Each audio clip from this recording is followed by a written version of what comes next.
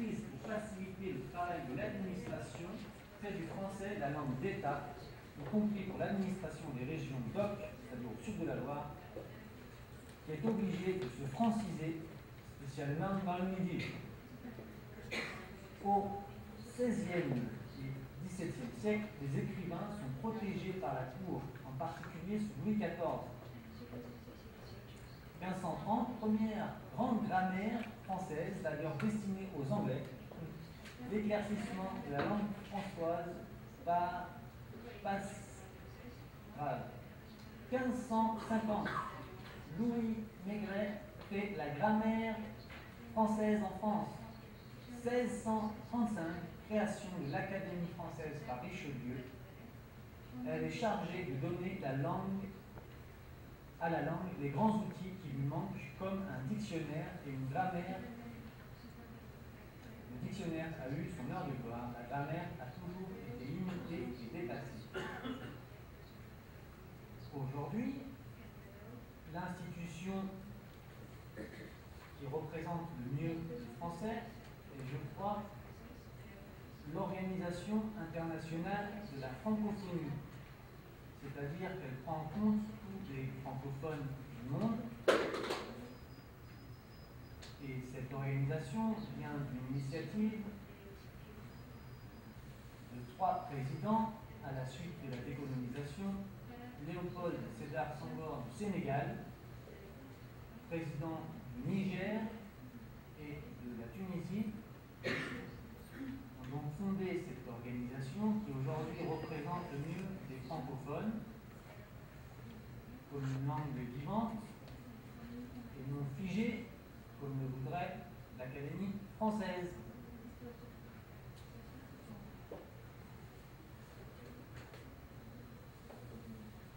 Merci pour votre attention.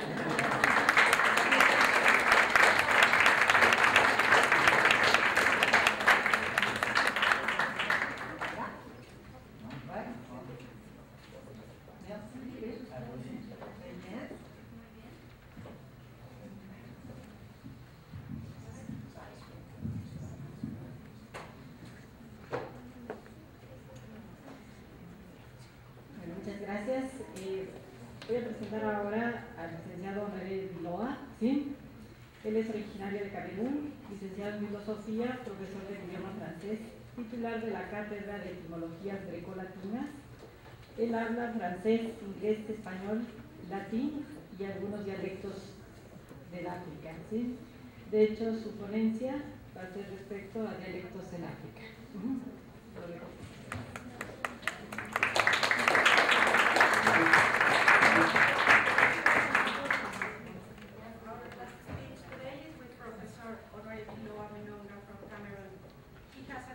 Philosophy. He is a French professor, and also he is head of the class of Recolatic Etymology. The languages that he speaks are French, English, Spanish, and Latin, among others. The title of his speech is Dialects in Africa. So, ladies and gentlemen, please welcome Professor Honoré Viloa.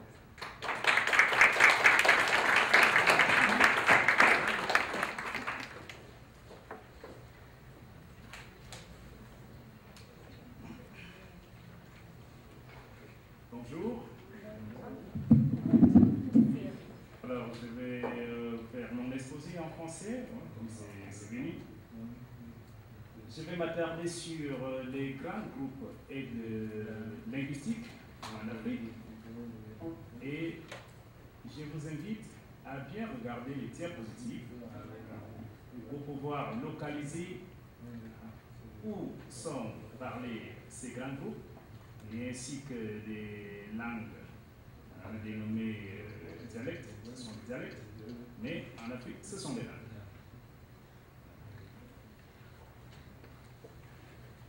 Nous voyons l'Afrique, il y a une infinité de langues, et ces langues, d'après l'étude faite par des spécialistes, des linguistes, ils ont eu à classer ces langues d'après ici une base soit phonétique, soit morphologique, dans des grandes familles. Et nous avons ici certaines grandes familles qui ressortent, soit la famille afro-asiatique, la famille nilo-saharienne, la famille nigéro-congolaise A et la famille nigéro-congolaise B, le croissant et la famille austronésienne. Alors vous pouvez voir la localisation est plus petit peu, hein, et au fur et à mesure qu'on avance avec les diapositives, on en parlera sur la différence de ces, ou alors les sous-branches de ces grands groupes linguistiques. Je reviendrai d'abord ici, quand on parle des familles linguistiques, cela revient à dire qu'entre les langues parlées, il y a une certaine parenté, à l'image des parentés que nous avons dans nos familles humaines. Cela revient à dire qu'il y a une langue mère, il y a une langue sœur, des langues sœurs, et il y a aussi des langues qu'on peut dénommer des langues petites filles.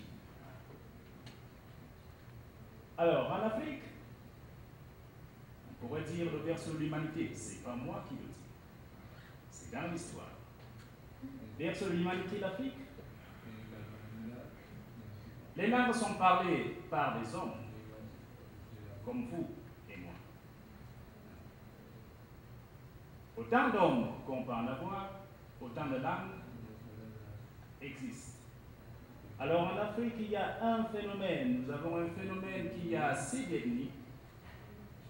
Malgré cette division politique que vous voyez et qui nous caractérise aujourd'hui comme pays, puisque l'Afrique, c'est un continent qui compte 54 pays indépendants. Alors dans ces pays, il y a une infinité d'ethnies. Les ethnies sont des tribus. Et chaque ethnie a ici sa langue. Alors, ces langues sont regroupées aussi d'après certaines similitudes. Ça veut dire que certaines ethnies, malgré le fait qu'elles aient leur langue, chaque ethnie a sa langue, mais dans certaines régions, de par la ressemblance ici phonétique et morphologique, comme je l'ai souligné, il y a des sous-groupes. Des sous-groupes et les gens de ces ethnies, dans ces régions, se comprennent. Ils s'entendent. Ils peuvent se communiquer. Ici, nous sommes au nord de l'Afrique. Au nord de l'Afrique, nous avons donc ici la grande famille qu'on appelle la langue afro-asiatique. Les langues afro-asiatiques ici, ce sont ici les langues arabes. Communément, on dit la langue arabe. Les langues arabes. La grande famille, c'est la langue arabe. Mais parmi cette langue, disons à l'intérieur de cette langue arabe, il y a d'autres parlers arabes. L'arabe parlé en Tunisie n'est pas le même arabe parlé en Mauritanie. Ce n'est pas le même arabe parlé en Libye, ce n'est pas le même arabe parlé en Égypte. Il y a donc des différences selon les pays et selon encore des ethnies. On peut encore diviser, j'ai parlé qu'il y a des divisions jusqu'à ce qu'on pourra arriver à ce qu'on va appeler en français dialecte. S'il faut aller dans la définition de dialecte, on dirait qu'un dialecte, c'est une langue, c'est un parler au sein d'une petite communauté. Alors, c'est comme une communauté, je prendrai l'exemple ici d'une colonie, pas des colonies en espagnol. Alors, c'est dans cette colonia ou en français quartier que nous allons considérer en Afrique comme village, qu'on retrouvera ici des dialectes, c'est-à-dire des parlers spécifiques.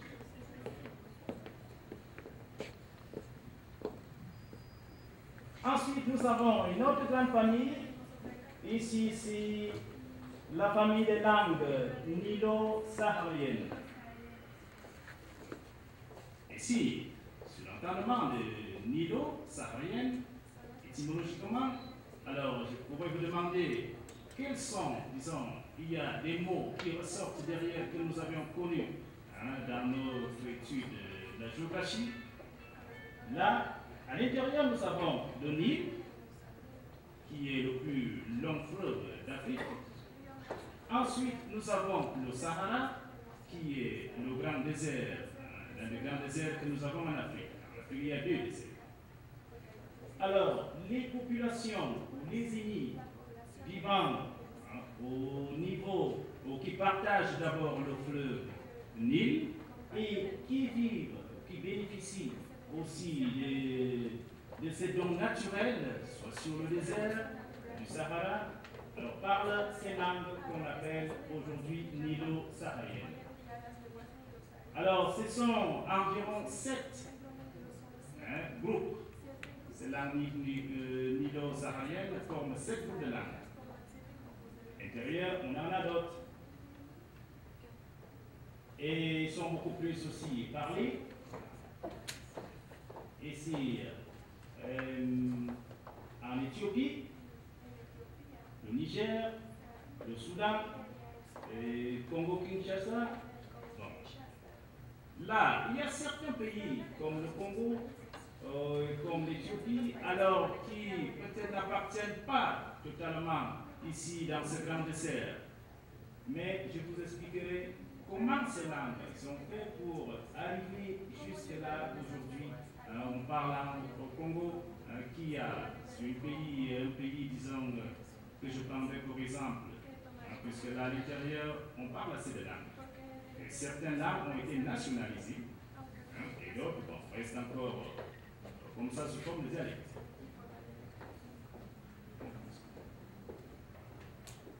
Ensuite, nous avons le grand groupe qui sont les langues formées des langues nigéro-congolaises. Alors ici, je prends les 2, c'est-à-dire nigéro-congolaise A, nigéro-congolaise B. Là, nous avons, ça parcourt ici l'Afrique de l'Ouest, à savoir aussi la Mauritanie, le Sénégal, Mali, le Niger. Alors, toutes ces langues sont parlées à ce niveau et ça donne ici des sous-groupes qui, aujourd'hui, on peut les déchiffrer. On peut parler de 500 langues au total qui sont issues de ce grand groupe, cette famille nigéro-congolaise.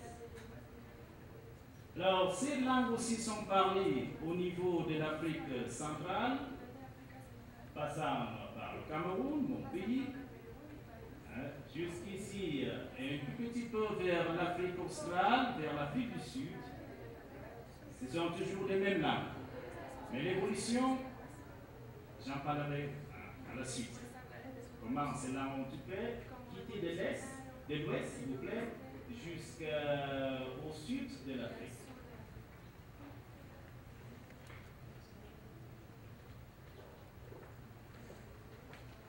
Alors, on a déjà dit que les langues nigéro-congolaises ont eu à faire, disons, à mettre au monde.